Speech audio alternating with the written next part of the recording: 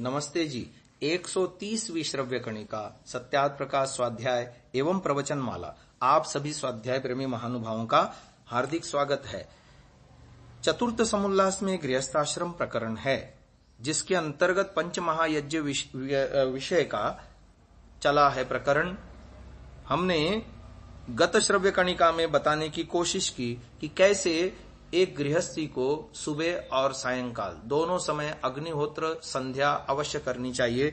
अब इसी बात को थोड़ा सा आगे बढ़ाते हुए कहते हैं, प्रश्न उठाया सत्यार्थ प्रकाश में, त्रिकाल संध्या क्यों नहीं करनी चाहिए? तो उत्तर दिया, 3 समय में संधि नहीं होती। प्रकाश और अंधकार की संधि प्रातः एवं सायं 2 ही बेला में होती है। जो इसको न मानकर मध्याह्न काल में भी तीसरी संध्या माने, वह मध्यरात्रि में भी संध्योपासन क्यों न करे?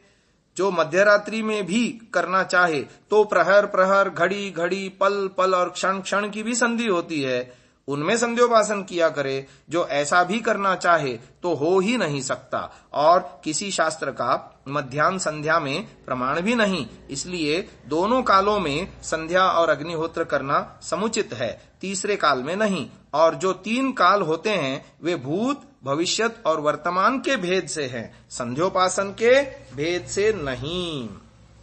कितनी बढ़िया बात बता रहे हैं कि मर्यादा के विरुद्ध आचरण करना कदापि अच्छा नहीं होता। अग्निहोत्र तथा संध्योपासन प्रातः सायं की संधि वेला में 2 ही समय में करने का विधान शास्त्रों में है, और इसका विस्तृत विवेचन हम तीसरे समुल्लास में भी कर चुके हैं।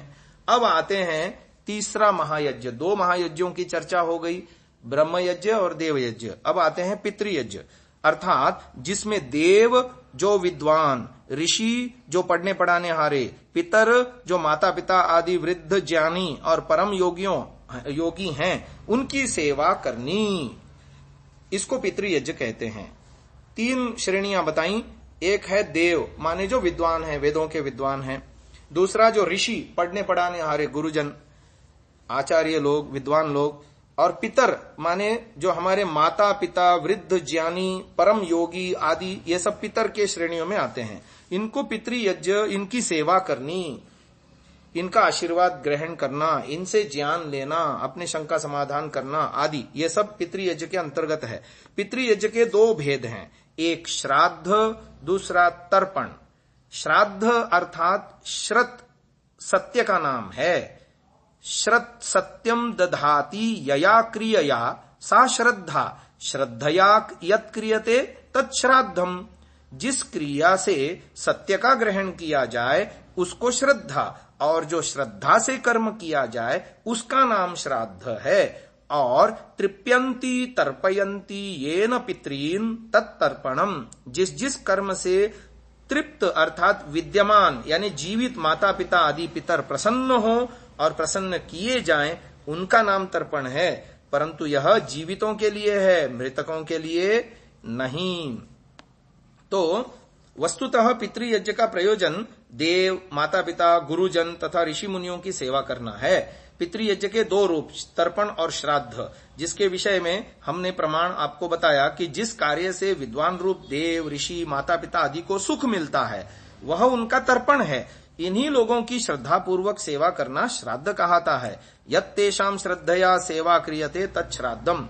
पंचमायज्ञ विधि में ऋषि दयानंद ने लिखा, श्रद्धया तर्पणम क्रियते विद्यमानानाम, श्रद्धया यत् क्रियते तच्छ्राद्धम, तृप्यर्थम यत् क्रियते तत्तर्पणम।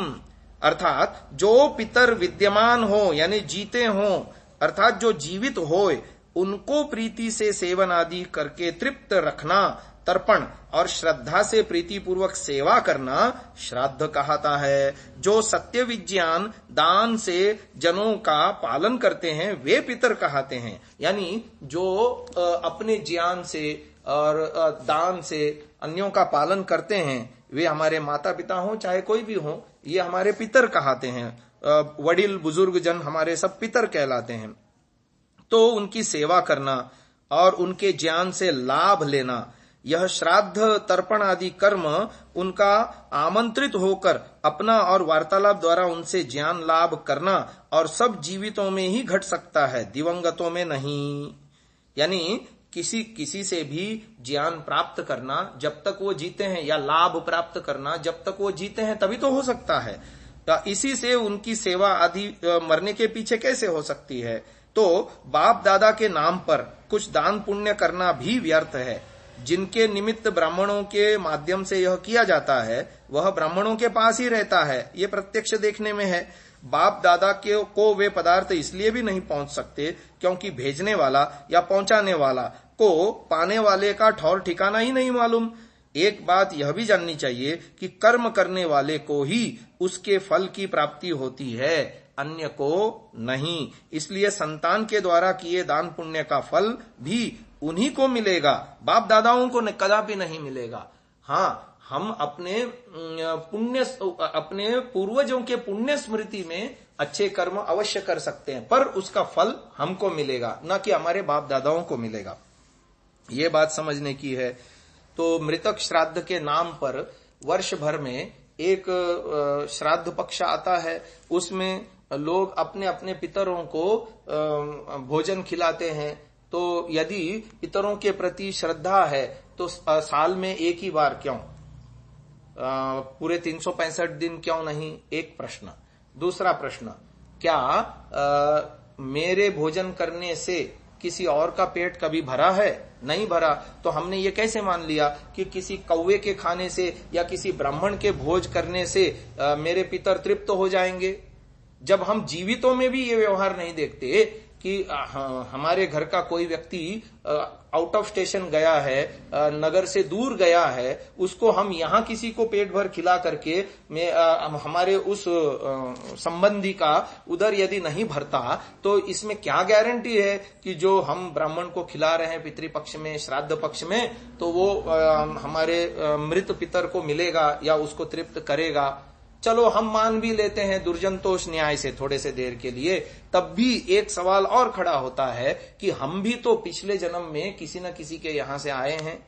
पिछले जन्म में हम भी हमारे भी जो पिछले जन्म के लोग अभी जीवित हैं और वो भी श्रद्धा से श्राद्ध कर रहे हैं। तो क्या श्राद्ध पक्ष में सुबह उठे यदि हम कुछ न खाएं तो क्या हमें तृप्ति होती है? अब हमारे उत्तरवर्ती संबंधी जनों ने हमारा श्राद्ध हमारे नाम से श्राद्ध किया, किसी ब्राह्मण को खिलाया या कौवे आदि पक्षियों को खिलाया, और उन्होंने ये माना कि इससे हमारे मृत पितरों का श्राद्ध हुआ। अब वो मृत यानी हमने पुनर्जन्म लेकर के अब हम यहाँ आए हैं, तो हमारा कभी पेट नहीं भरा किसी का भी आज तक श्राद्ध पक्ष में बिना खाए। तब हम ये कैसे मान लें कि हम जो हमारे पूर्वजों के लिए श्राद्ध कर रहे हैं उनसे उनका पेट भरेगा?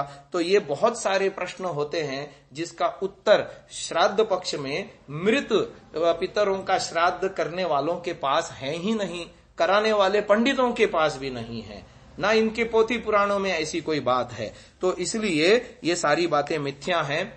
श्राद्ध की कितनी सुंदर परिभाषा ऋषि दयानंद ने दी हमको कि जीवित माता पिता की श्रद्धा से सेवा करे। कबीर ने कितना सुंदर कहा, जीवित माता पिता को दंगम दंगा और मरे पीछे पहुंचाए गंगा। तो ये कौन सा श्राद्ध है? तो इस तरह का श्राद्ध नहीं होता। और जीवित रहते हुए माता पिता गुरुजनों की सेवा करके अपने व्यवहार से उनको तृप्त रखना। आज एक बहुत बड़ी समस्या वृद्धाश्रमों की है। अपने बच्चे का पालन पोषण व्यक्ति कितने लगन से करता है, वो ये भूल जाता है उसी वक्त कि मैं भी कभी शिशु था और मेरे माता पिता ने भी मेरा ऐसा ही पालन पोषण किया था जैसे मैं अपने बच्चे का पालन पोषण कर रहा हूं।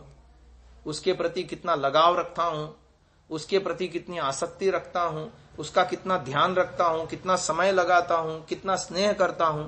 ऐसा ही स्नेह मैंने माता पिता से पाया है। इस बात को जो लोग भूल जाते हैं उन्हीं के माता पिता आज वृद्धाश्रमों में सड़ रहे हैं। महानुभावों, यदि हम ये बात याद रखें कि जैसा स्नेह मैं अपने संतान के प्रति करता हूं, उनके सुख दुख का ख्याल रखता हूं, उनके लिए समय लगाता हूं, धन कमाता हूं, स्नेह करता हूं और योगदान देता हूं अपना पूरा, ऐसे ही वृद्धावस्था में अपने माता पिता की भी सेवा करनी चाहिए। यही वास्तव में श्राद्ध है और उनको तृप्त रखना चाहिए। माता पिता जब इस जीवन में ये शरीर छोड़ के जाएं तो ये समाधान उनके चेहरे पर हो कि हाँ, मेरे बेटे पोते नाती ने मेरा बहुत अच्छा किया, मैं जो है अब मैं सुख से जा रहा हूं इस संसार से। यदि उनके मन से ये भाव निकले, उनके वाणी से ये शब्द निकले, तो समझना चाहिए हमने सच्चे अर्थों में तर्पण किया, उन्हें तृप्त किया अपनी सेवाओं द्वारा। आज के लिए इतना ही। ओम।